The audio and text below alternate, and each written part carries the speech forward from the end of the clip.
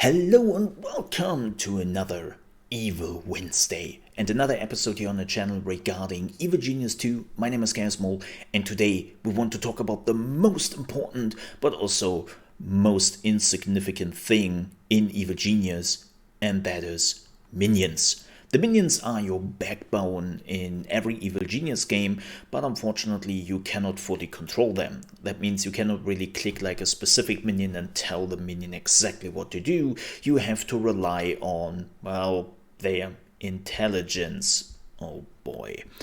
But the biggest problem we really have is Evil Genius 1 has a pretty solid foundation. I always said that and I so believe that. But when it comes to minions, I think there is a lot to be desired and there are a lot of upgrades and improvements minions really need for the second game. And I would love to take a look at that today. So let's talk about the first minion category, the military units. The military minions are there to protect your base and make sure that everyone is doing their job and, well, enemy minions or enemy units are not just getting into your base and doing however they please, right? So let's talk about the first but also strongest military unit you can get, the worker. Wait, the worker? The worker is not a military unit. No, the worker is not a military unit, but it's still like one of the strongest units you can get, and that is of course a balance issue. The workers are not really the strongest, like when you're looking at the worker stats, the damage they can do, the life they have, and so on and so forth, the workers are of course weaker. But the workers have a lot of stuff going for them, and one of the things is definitely the amount of workers you have. You can just zerg rush an enemy and just overwhelm them with the sheer amount of workers you have, and they are super cheap. You can just throw a lot of money at the worker production and you can just push out a worker literally every second, and money doesn't really matter that much in the game, especially later on when you have built up a network of money production. It doesn't really matter that you are paying like $2,000 to produce a worker minion every second. It doesn't really matter. And they can also use a pistol, so they actually have some firepower. They can hide the pistol, which also helps. And yeah, you can just overwhelm the enemy with the sheer amount of workers. Plus, again, as I said, if a worker minion dies, you don't care. It's like, oh no, a worker minion died. Ah, the terror. Whatever. Like, you don't care. And that is really the problem with the military branch right now. It just takes too long till you can get a guard. Till the guard becomes a mercenary. Till the mercenary becomes a karate melee fighter. It just takes too long and they die still too quickly. Like, here's the problem. Let's say there is a good enemy minion with some strong weapons and a good amount of other minions coming into your base, right? And they do like 30 damage per attack.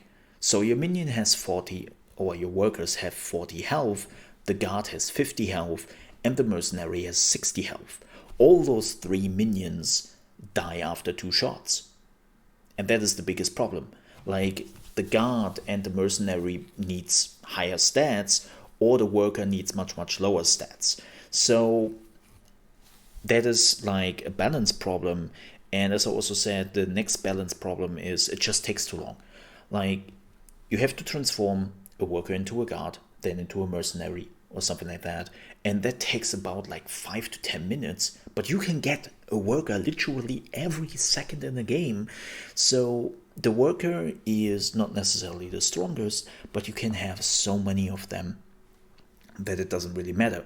And you just probably realized, if you have played the first game, wait a second, are you missing a military minion? Yes.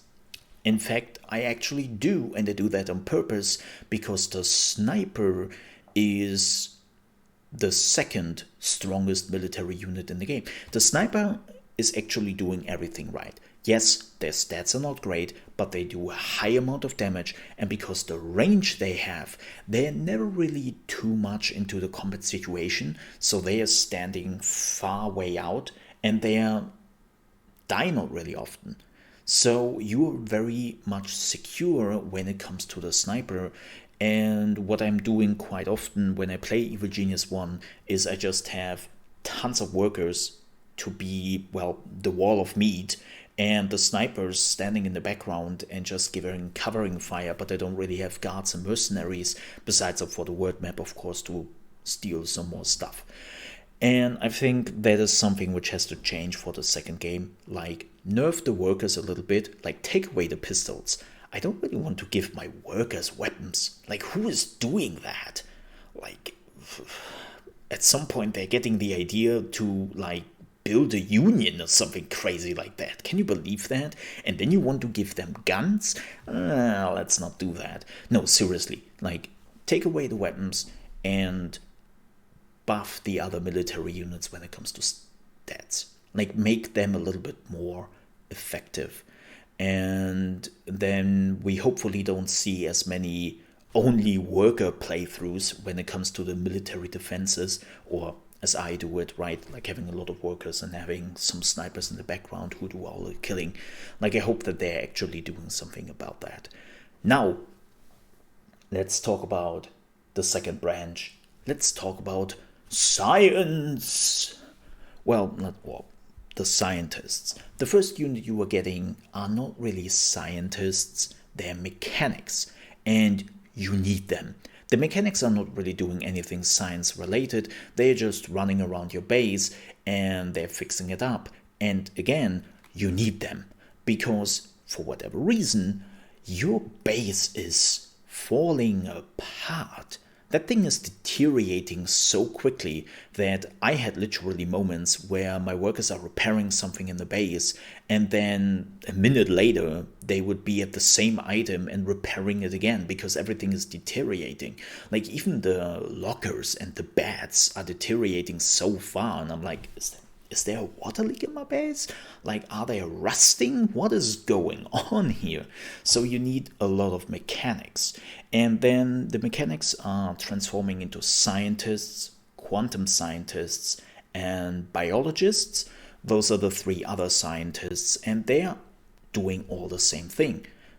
They're giving you science, they're giving you research, and thanks to those scientists, you can push your research faster. So the first scientist you are getting is doing a little bit of research here and there. The quantum scientist is much faster, and then the biologist is like the fastest when it comes to doing the research. And that sounds okayish, but the problem is they don't really do anything else. Like, they're losing the ability to repair your base, so they cannot really help your mechanics. And when you're reaching the point in the game where you don't really need that much research anymore, you basically just start to kill them, cut them back, and don't really need that much scientists anymore. And that is really unfortunate. So the scientists, the longer the game prolongs, become more and more useless. And I hope for the second game, they're just adding some mechanics to the scientists. Like, give them something more instead of just pushing the research. Let me give you 3 examples here. The first example would be that scientists can boost your items on the map. That they can just go to a station, like work a little bit on that station, and then boosting their stats, or make it so that the stats of the minions are not getting drained that fast, or something like that, right? Like, let them walk around and boost your stuff. Let them help you out. Or the second thing would be that they can put down like science, no, not science, but science, who only your minions can read, and then they know, oh, there is a trap right there, maybe I don't want to trigger it, right? That could help quite a bit. Or the third one would be scientists are really good in fixing up your minions, right? That they can go into a medical facility, and when they are running the medical facility, they are actually healing your minions much faster, or even give them like a stat boost or a health boost or something like that. So there are definitely ways how you can make scientists a little bit more active and helping you out, instead of just, oh, I'm running around your base and looking for like science projects. And that would really help, because right now, as I said, the scientist branch is the weakest one in the game, because they don't really do anything, and the longer the game prolongs, the weaker they become. So I really hope they're working on that in the second game. Now, let's talk about the last branch, and that is the social branch. And that branch is just weird. Why? Because that branch makes sense. The branch feels balanced, well, to most degree, and does something. It is so weird when we just talked about the other two branches, and now take a look at the social branch here. The social branch really feels like somebody thought about it from the beginning to the end and made sure that the balance is right, that the abilities are right, and that the units you were building, the minions you were building, feel like useful no matter at which point in the game. So the first tier 1 unit or minion you were getting, I always call them units, but I mean minions, is a valet. The valet is, well, running around your base, taking care of your tourists, right? They can work in a hotel, and they can also confuse enemy minions in your base, and most importantly, they can use a fire extinguisher. Yeah, that's nobody else can use a fire extinguisher besides of the valet. And it's like, why?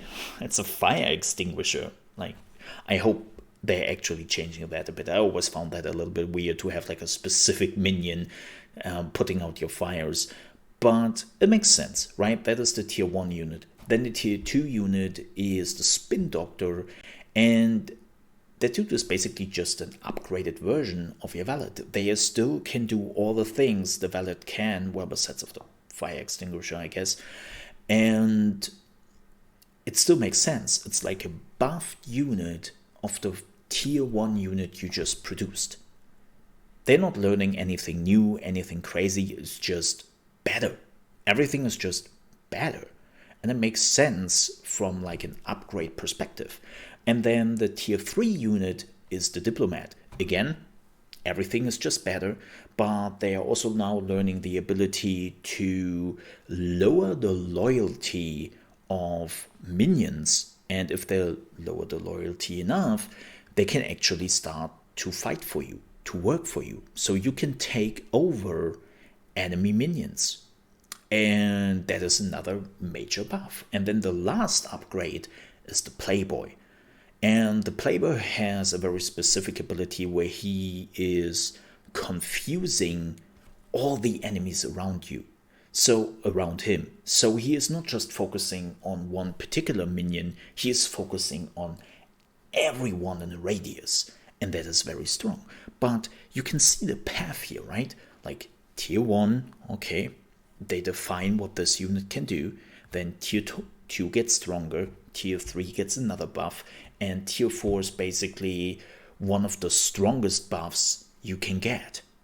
And everything makes sense. Like, none of the units gets redundant, none of the units feel super weak, and everything just feels thought out and balanced. And it's, again, so weird when you're looking at the military branch or even the science branch, and it's like, were there different people working in this? That feels so weird. But again, yeah, the social branch probably needs the least rework in comparison to the other branches. Like, again, the biggest TLDR, the biggest rework is definitely for the science branch. The military branch just needs some balance, like some number changes and whatnot. So it's not like, oh yeah, you have to do some major gameplay changes here, like with the science tree, but mostly balance. And the social tree, yeah, sure, can need some balance. You can add some new tricks, I don't mind. But most of the time I would definitely say the social tree, at least in the first game, is the most balanced one. So, to wrap this up, what I want to see in Evil Genius 2 is take a look at all the minions we have. I hope they're adding some new ones. It definitely seems like it. And balance them properly. Give them some abilities beyond just shooting, science, or social. Like, give them something which might even help your base and foster your evil plans, right? And we have already seen that they can have like some special perks and whatnot. So definitely seems to be more in depth what you can do with the minions. And I think we are going here in the right direction. Of course, we have to see how everything works in particular. But yeah, it seems like we are taking the right step with Evil Genius 2 and the minions. Because as much as fun Evil Genius 1 was, the minions were definitely a balance issue there. And it seems like Rebellion is doing the right thing here. So again, thank you so much for watching another episode of Evil Wednesday. I do appreciate that. If you enjoyed this video, please don't forget to like it. And if you're new to the channel, you want to see more Evil Genius 2 videos, and of course when the game is coming out, we will do a full playthrough of it, because I cannot wait. You might want to consider to subscribe to the channel. Again, thank you so much for watching. See you next time. Stay evil. Bye bye.